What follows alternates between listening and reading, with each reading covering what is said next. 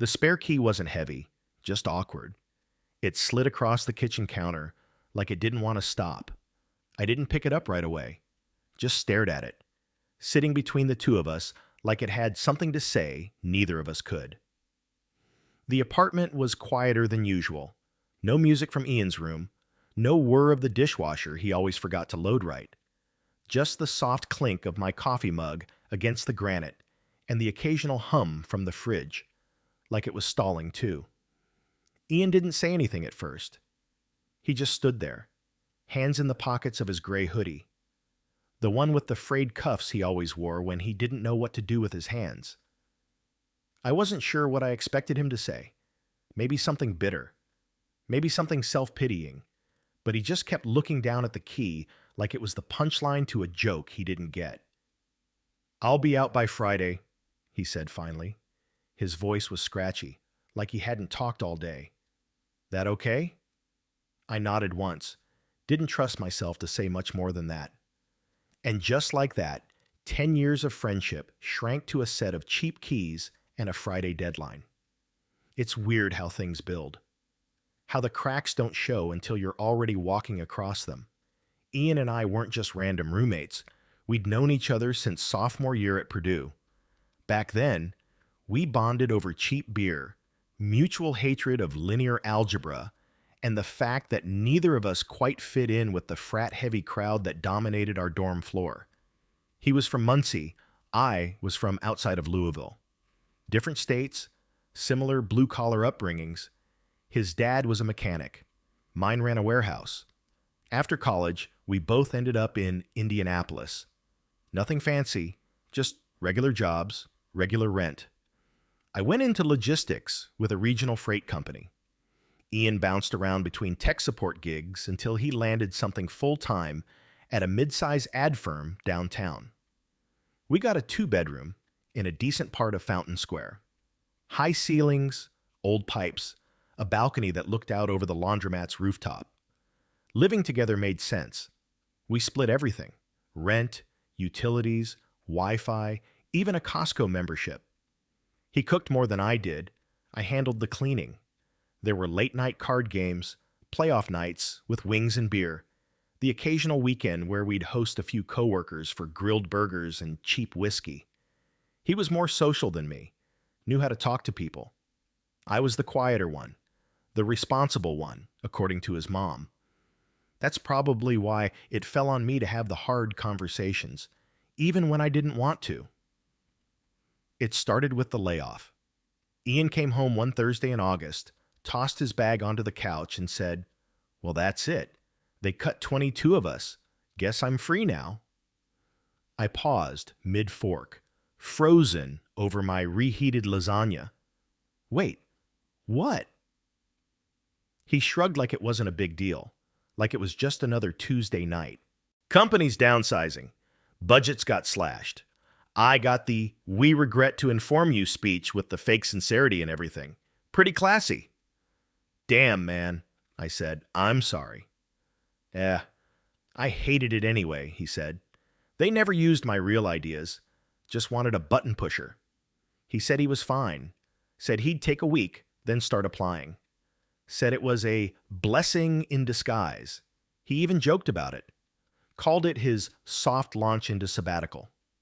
At first, I didn't question it. But a week turned into 2, then 4, then 8. The first sign that things weren't moving was the cereal. Ian always bought his own brand. That off-brand oat cluster junk that came in the giant bags. One day it ran out, and he didn't replace it. I started noticing little things. The way he'd wait until after I left to eat, like he didn't want me to see what he wasn't eating. The way the fridge slowly shifted from 2 sets of groceries to just mine. The way he always said, "Yeah, I'm getting to it," when I asked how the job hunt was going. I wanted to believe him, but I'd come home at 6 and find him in the same spot on the couch, controller in hand, a half-played NBA 2K game on the screen, and a beer sweating into a paper towel. It wasn't that I didn't understand. Getting laid off sucks. We were in a weird job market, and tech support roles weren't exactly in surplus. But after 2 months of that same scene, same hoodie, same controller, same vague shrug, it started to gnaw at me. Then came the overdraft notice. It was mid-October. I logged into our joint rent account, just a simple checking account we used for bills, and saw a negative balance. I blinked twice. Ian's half of the rent was 4 days late. I texted him, "Hey, did your transfer not go through?" He didn't respond until the next morning. "Oh crap, I forgot. I'll figure it out." He didn't. I ended up covering the full rent just to avoid a late fee. It wiped out my savings buffer. No explanation, no apology, just "thanks, man," and a pat on the shoulder when he saw the receipt on the table. That's when I stopped being passive. I asked him to sit down, told him we needed to talk. I brought out a spreadsheet I'd printed showing how much he owed me: rent, groceries, his part of the internet bill, and a few utilities I'd floated for him. He looked at it like it was written in a foreign language. "I'll pay you back," he said, voice low. "Just give me a little time."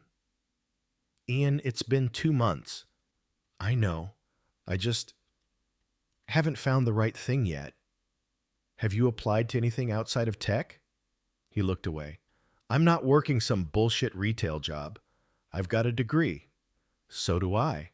I still show up." His jaw tightened. "You're acting like I'm freeloading." I didn't say anything to that. Just let the silence answer for me. By the time November rolled around, I was rationing groceries and checking the thermostat like a miser. The bills were stacking and my patience was thinning. Ian, meanwhile, was getting defensive. Every time I asked about jobs, he'd snap. Every time I mentioned money, he'd sulk. The worst part was, our mutual friends didn't know what was happening. To them, we were still the college buddies. The laid-back goofball pair who always showed up to game nights with beer and jokes.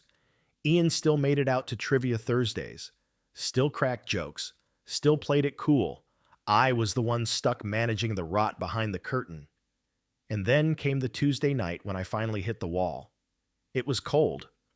One of those Midwest nights where the wind slices through your jacket like it's got a grudge. I'd just gotten back from work, tired, cranky, hungry. I opened the door and stepped over a pair of sneakers Ian had left in the entryway. Again. The living room smelled like microwave chicken nuggets. The TV was blaring some crime docuseries. Ian was on the couch in that same hoodie, controller in hand, a beer on the armrest. He looked up and smiled. "Yo, you're just in time. This episode's wild." I didn't answer. I walked past him, into the kitchen, and opened the fridge. Empty. My stomach clenched. The leftovers I'd packed for lunch the next day, gone. The chicken thighs I was marinating, gone. Even my labeled Greek yogurt had vanished. I turned back to the living room. "Did you eat my food?" Ian paused the show. "Huh?" "My leftovers. The yogurt. Everything." He had the audacity to look confused. "Oh yeah. Sorry, man. I was starving. Meant to text you." "You meant to—" "Ian, that was all I had for the week." He sat up, defensive now. "Dude, it's not like I did it maliciously. I was hungry." "Then go buy your own groceries." He shot up from the couch. "Maybe I would if I wasn't paying rent out of thin air." I blinked. "You didn't pay rent. I did." He flinched like I'd slapped him. For a second, we just stared at each other. Two grown men in a dingy apartment, surrounded by empty beer cans and unpaid bills. Something cracked. I didn't yell. I didn't throw anything. I just said the words I'd been dreading. "You need to move out." There it was, the sentence that ended the era. Ian froze. His mouth opened, then closed. He looked like he was trying to come up with a reason to argue, to plead, to guilt, to joke it off. But I think he saw in my face that none of it would land. "When?" he asked. "By Friday." He nodded, then turned off the TV, grabbed his beer, and went to his room. That was 2 days ago. This morning, I found the key on the counter and a note scribbled in Sharpie on a ripped grocery bag. Didn't mean to screw everything up. Guess I'm good at that. No hard feelings, Ian. I thought that would be the worst of it, but then the calls started. Matt from Trivia Night. Hey man, Ian said you kicked him out? What the hell happened? Amy from our college circle. Wow, I didn't think you were that type of roommate. Even my older brother. Damn man, you couldn't give the guy a break? Somehow, I'd become the villain in the story. The guy who booted his unlucky friend out on the street. Nobody asked how many months of rent I'd covered. Nobody asked about the empty fridge or the job hunt that never happened. They just heard his side. The broke guy, the funny guy, the guy who got left behind. And me? I was the one everyone blamed. I was rinsing my lunch container when the first real message came through. Not a call, not a vague heard what happened, but a full-blown paragraph from Shelby. I just think it's wild how quick you turned your back on him. We all go through stuff, but he needed a friend, man, not a landlord. I didn't answer right away. The water ran hot over the Tupperware lid while my thumb hovered over the screen. Shelby had dated Ian for 8 months in college. They hadn't spoken in years. But suddenly, she was the moral authority on loyalty? The container slipped from my hands and clattered in the sink. I left it there, walked to the living room, and sat down. Not because I wanted to, but because my knees were starting to shake. I didn't expect support, but I didn't expect this much backlash either. It was like Ian had launched a silent PR campaign, painting himself as the casualty of my cold decision. Maybe not on purpose, maybe not with malice, but word had gotten out, fast. By Thursday night, 3 more people had messaged me, all of them circling the same drain. You sure that was fair?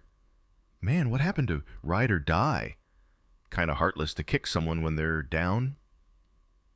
It didn't matter that I'd floated him for 2 months. It didn't matter that I'd let my credit take a hit to keep the lights on. All anyone saw was the act, not the build-up. Friday morning, Ian was gone. He left before I woke up. No knock, no goodbye, just the key gone, and his room swept clean. Mattress, desk, PS4, and the hoodie with the frayed cuffs. Everything. I stood in the doorway a long time, looking at the pale square of carpet where his laundry basket used to be. There was a smell, faint, not unpleasant, of wood polish and Febreze, like he tried to leave it decent. I didn't know what I felt. Relief? Guilt? Some sour cocktail of both? I sat on the edge of the stripped bed, elbows on my knees, and rubbed my eyes until the room blurred. The silence afterward was deafening. For the first time in years, the apartment felt unfamiliar. Too clean. Too wide. I kept catching myself listening for his music. The lo-fi playlists he'd play on low volume while cooking, or the fake crowd noise from 2K games on his TV. But there was nothing. I vacuumed the hallway, wiped the counters, and rebalanced the shared account, even though it was just mine now. I made a grocery list. Bought my own damn yogurt, but none of it scratched the edge off the quiet. I didn't tell my parents. They liked Ian. Always had. He's good for you, my mom used to say. Brings you out of your shell. I'd never fully told them how things had spiraled, how hard it had been to cover 2 shares of rent while they thought I was saving up for a down payment. They just assumed we were 2 young professionals figuring it out. I let them believe that. So I didn't bring it up. Not even when my dad asked if Ian would be joining us for Thanksgiving. The group chat was the next landmine. We had a long-standing one. The 5 of us from college. Me, Ian, Shelby, Matt, and a guy named Chris who'd moved to Chicago.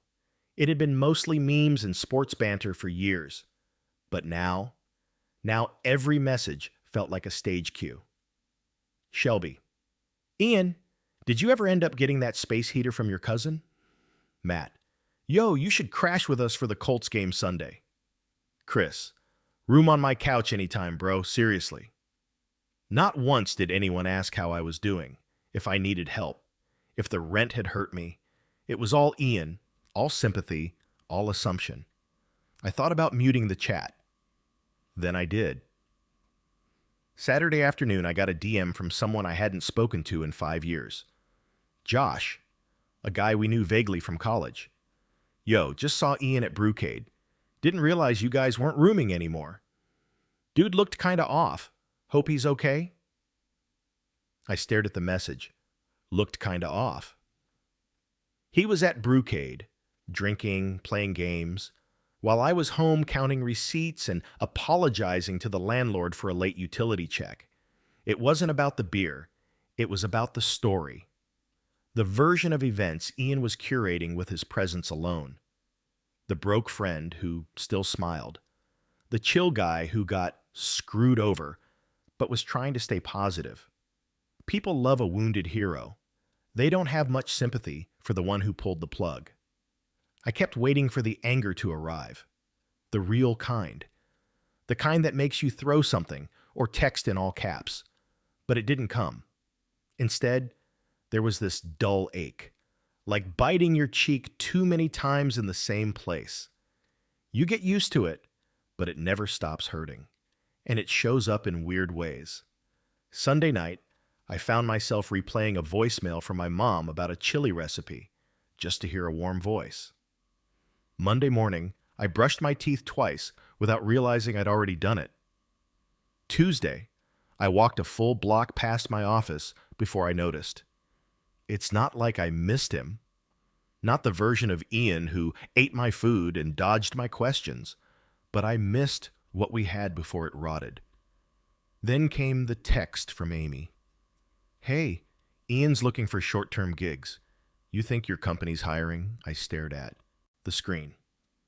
My thumb hovered over the reply bar for a full minute. Not a good idea. I hit send before I could overthink it. Seconds later, the typing dots appeared, then disappeared, then came back. Wow. Okay. By Wednesday, I was officially that guy. The one who cut off his friend and now wouldn't even toss him a lead. I tried to tell myself I didn't owe Ian anything, that he'd made his choices, that covering for him, again, would only deepen the hole. But it didn't make the whispers any quieter. Friday, I saw him again, by accident. I was leaving the pharmacy with a refill when I spotted him through the glass door of a Panera across the street. He was sitting by the window, laptop open, coffee half drunk, hoodie clean, beard trimmed. Across from him sat a woman I didn't recognize, mid-30s, business casual, laughing at something he'd just said. I froze, not out of jealousy, out of disorientation. How was this the same guy who told me he couldn't afford ramen 2 weeks ago? He looked fine, better than fine. I turned and left before he could spot me. That night, I finally replied to Shelby's long guilt text. You weren't there. You don't know the whole story. I didn't add anything more, didn't explain, didn't vent. If people wanted to believe the worst of me, they'd do it with or without context. Still, her reply stung. Funny how the whole story only comes out when your reputation's on the line. I won't pretend I handled everything perfectly. I could have been more patient. I could have checked in more gently before snapping. But I also know this. I let Ian float. I let him take space. I gave him time. And he took everything I offered without once asking what it was costing me. Now I'm the villain in his story. And maybe that's the only story people want to hear. It was 4:42 on a Thursday afternoon when Ian's name popped up on my phone. First time in almost 2 weeks. I was standing in the break room at work, waiting for the Keurig to finish coughing out the last inch of weak coffee. Outside, traffic on Raymond Street was already building. Inside, the message just sat there like a loose floorboard I didn't want to step on. Hey, mind if I swing by tomorrow to grab the last of my stuff? No apology, no explanation, just logistics. I tapped the back of my phone against the counter a few times, more annoyed with myself than him. I shouldn't have cared. He was being civil, maybe even trying. But that one line still hit like a door opening without a knock. "Yeah, that's fine," I typed back. Sent. No emoji, no punctuation. That night, I stared at the second bedroom door for a good 10 minutes. I hadn't touched it since he left. Hadn't cleaned, moved things around, or even peeked in. Part of me didn't want to know what he'd left behind. Another part wanted closure, like it might be hidden under the bed or wedged in a dresser drawer. I opened the door. The air smelled faintly like detergent and the last cologne he bought before money got tight. The room was mostly empty. No furniture, no wall posters, no sign anyone had lived there. Just one cardboard box in the corner, sealed with a single strip of blue painter's tape.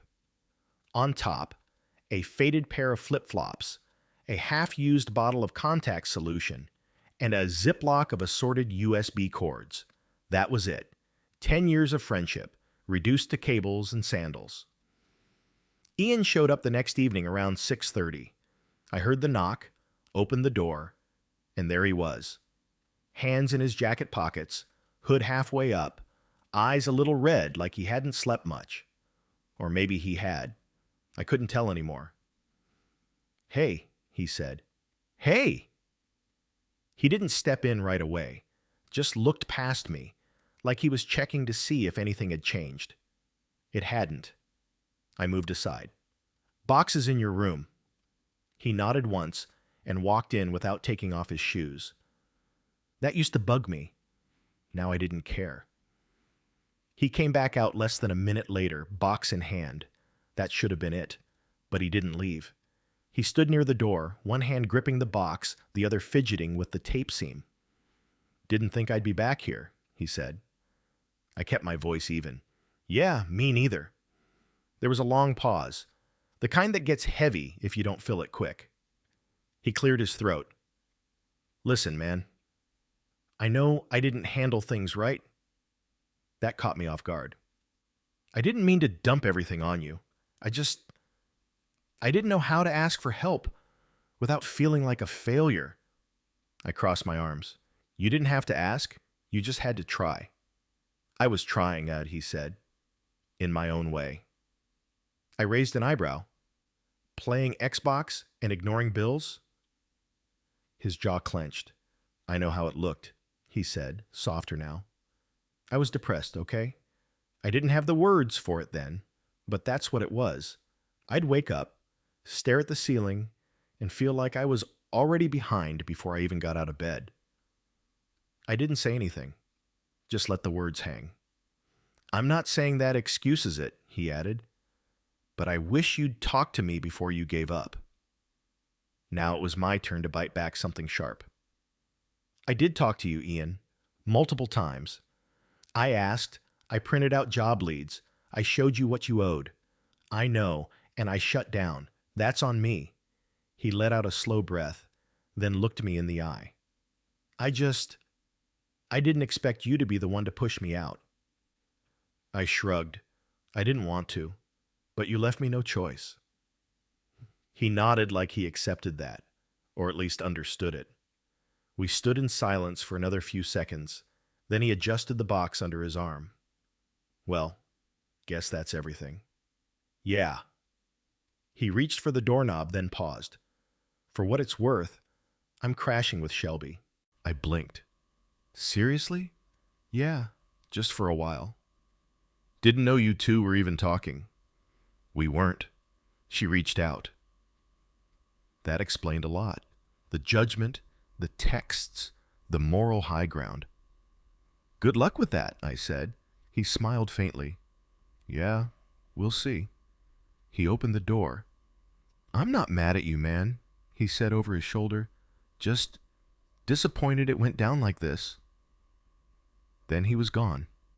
The door clicked shut. And with it, something inside me finally settled. Not peace, not quite, but a kind of clarity. The next few days were quiet. Not the raw, echoey silence of the first week, just normal quiet, the kind you get used to. I deep cleaned the kitchen, replaced the sagging couch cushions, put up a shelf in the hallway I'd been putting off for 6 months. Life moved, but not without friction. At work, things were tense. I overheard Taylor from the design team whispering to someone near the break room. I caught words like cold and should have helped more. Matt from Trivia stopped texting back. Even Chris, who used to send me random TikToks every other day, had gone radio silent. Apparently, there was no expiration date on being the bad guy. The only person who reached out in a way that surprised me? Amy. A week after Ian's visit, she called. Not texted. Called. "Hey," she said, voice tentative. "You got a minute?" "Yeah. I've been thinking," she started. I was quick to judge, and that wasn't fair. I sat down at my kitchen table. "Okay. I talked to Ian last night. Shelby wasn't home, and I guess he needed someone to vent to." I braced myself. "And I think he's realizing some stuff. Said he underestimated how much he leaned on you." I rubbed my temple. "He say that part to you, or are you just guessing?" "He said it," she replied. "Didn't use the word sorry, but it was close." I exhaled. "Why are you telling me this?" "Because I think you deserve to know that the story's changing, even if nobody says it out loud." That night, I reopened the group chat. No fanfare, no grand gesture, just dropped a meme. A stupid one, the kind we used to send after too many beers.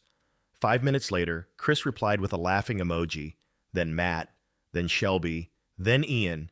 God, I hate how hard that made me laugh. And just like that, the chat was alive again. Not healed, not erased, but breathing.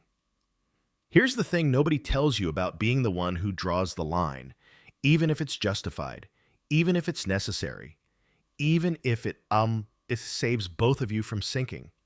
You'll still get blamed, because people remember the shove, not the fact that you were both drowning. It's been a month now. Ian's still with Shelby, couch surfing but working part-time at her dad's car wash. He sent me $100 last week via Venmo with the note, "Small start, more to come." I didn't reply, but I didn't delete it either. The second bedroom is empty, but I'm not rushing to fill it. I leave the door open sometimes, let the light spill in. Not as a shrine, just as a reminder. Some rooms need to stay empty for a while before they're ready for someone new. The apartment looked great. Really, like one of those before and after clips on Instagram. Floors cleaned, couch replaced, new rug under the coffee table. A couple of hanging pothos plants by the windows because Amy said they were hard to kill and made a place feel lived in. The place finally reflected something I'd never had time to build when I was splitting every decision. And yet, the better it looked, the more I felt like a fraud. The counter was cleaner, but the silence was heavier. The rent was on time, but the weight in my chest was constant. I think it hit me hardest when I realized I no longer kept my voice down when opening the fridge late at night. There was no one to wake up. No passive-aggressive sigh from the other bedroom. No reminder of shared space. Just me. And I don't know. I guess part of me missed the low-level hum of another human in the room, even when it was awkward, even when it was hard.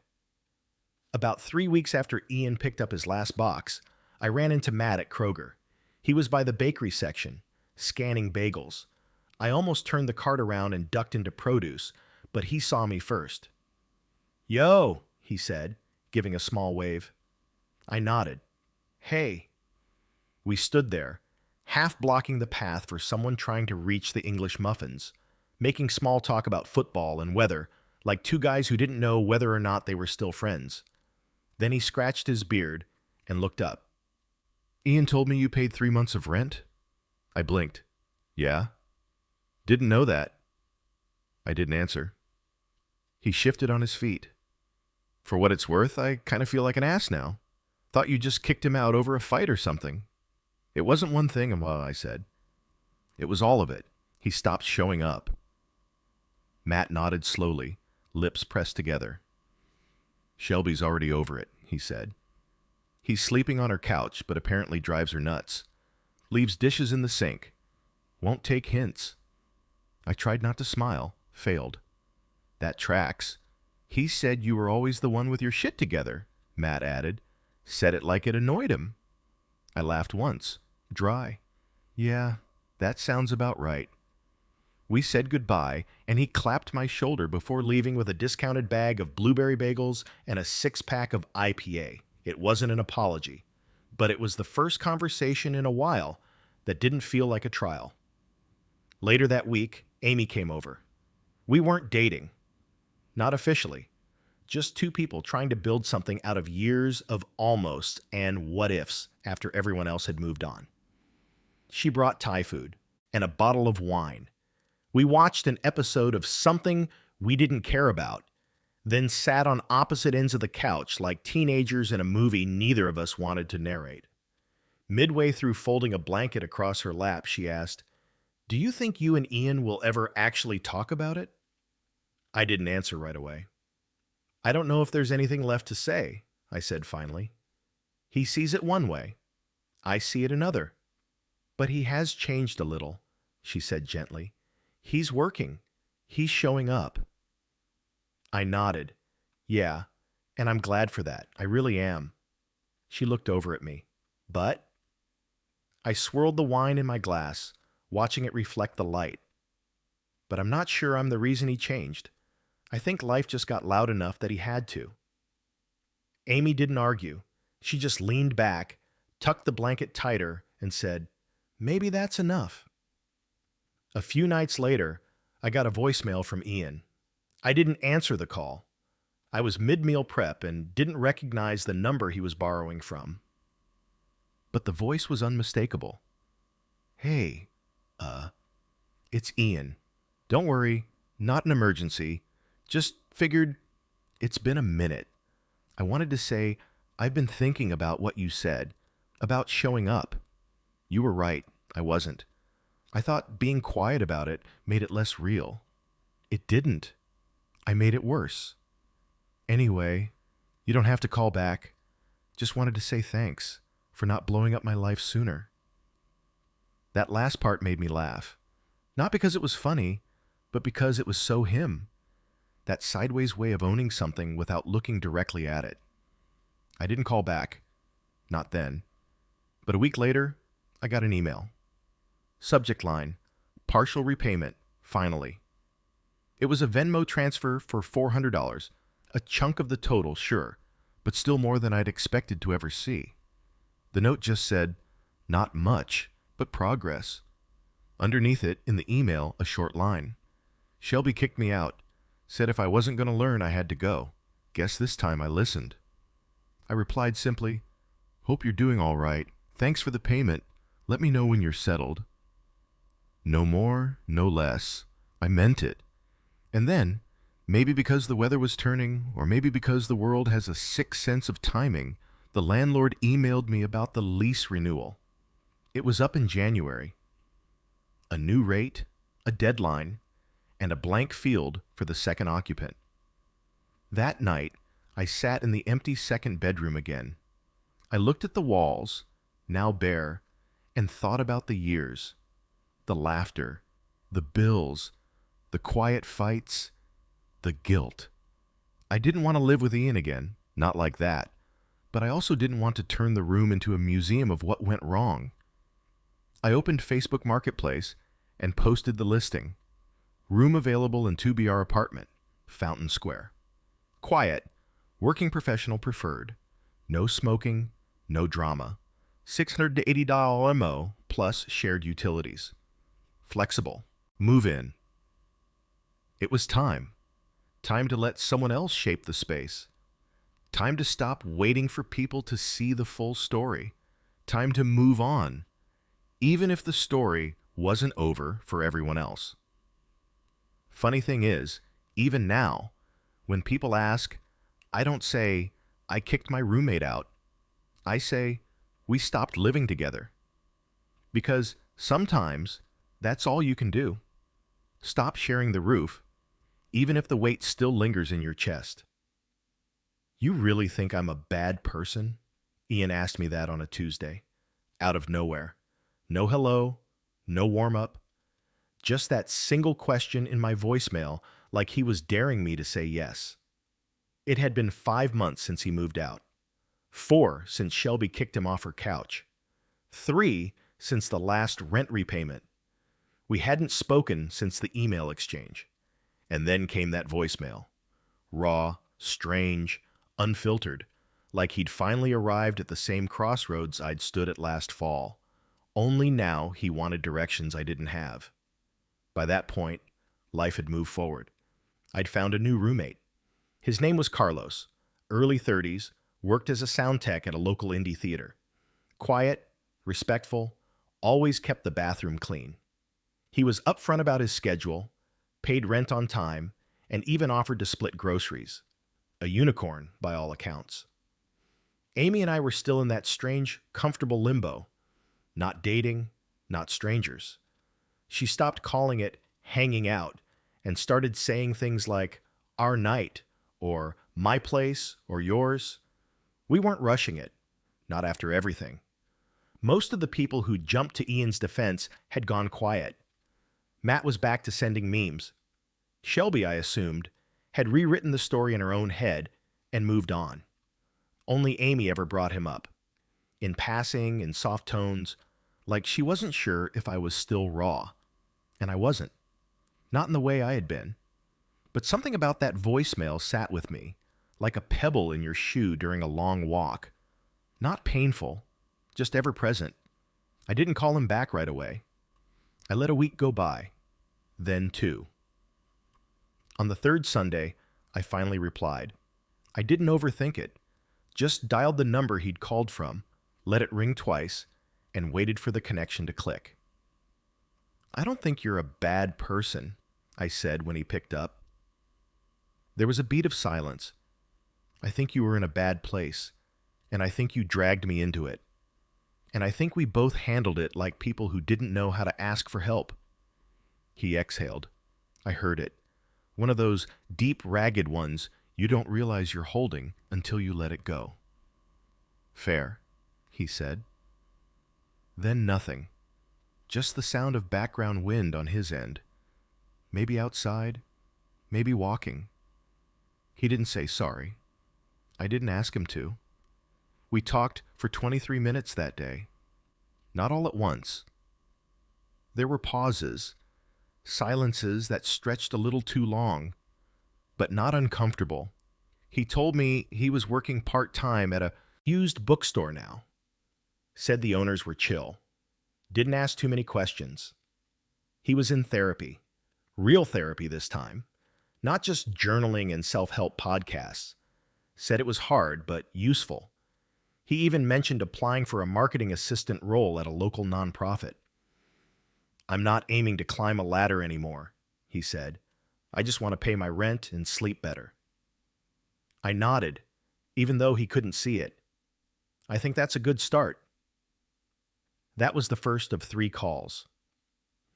Over the next month, we spoke a couple more times.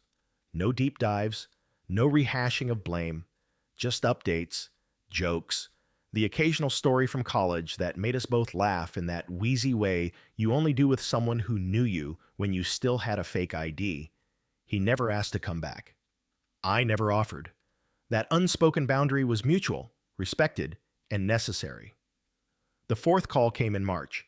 Ian had been offered the nonprofit job. Full-time, benefits, even a small title. Community Engagement Coordinator. They're probably going to regret it, he joked. I'm not so sure, I said. Then he paused. Would it be weird if I paid you back in chunks? Like a real schedule, not just random scraps when I can? It wouldn't be weird, I said. I want to be square, he added. I know, I said. He did it. Over 6 months, little by little, 50 here, 100 there, until one afternoon I opened my account and saw the final transfer. $160 with a note that read, "For that one box of cereal I stole and never replaced. Figured I owed interest. I never told anyone when he finished paying me. Not because I wanted to hoard the moral victory, but because by then, the story didn't belong to anyone else. Not Matt, not Shelby, not Amy, just me and him. Two former roommates who messed up, survived it, and moved on." Carlos still lives with me. We split groceries now. He's got a partner who visits on weekends and makes amazing mole from scratch. The apartment's calmer, but warmer too. There are no old jokes, no shared war stories from college, but there's peace. And sometimes that's better. I still run into Ian once in a while, at coffee shops, at the indie bookstore near downtown. We nod, we smile. Sometimes we grab a quick cup of coffee and talk about the Colts like nothing happened. But we both know something did, and that it made us both grow up. If you're looking for a clean ending, for some moment where we hug it out or he gives a speech about how I saved him, that's not this story. This story is about being the person who says enough, and then living with what that costs, even when it's the right thing to do. So no, I'm not the villain, but I was the one who flipped the switch, and sometimes that's all people remember.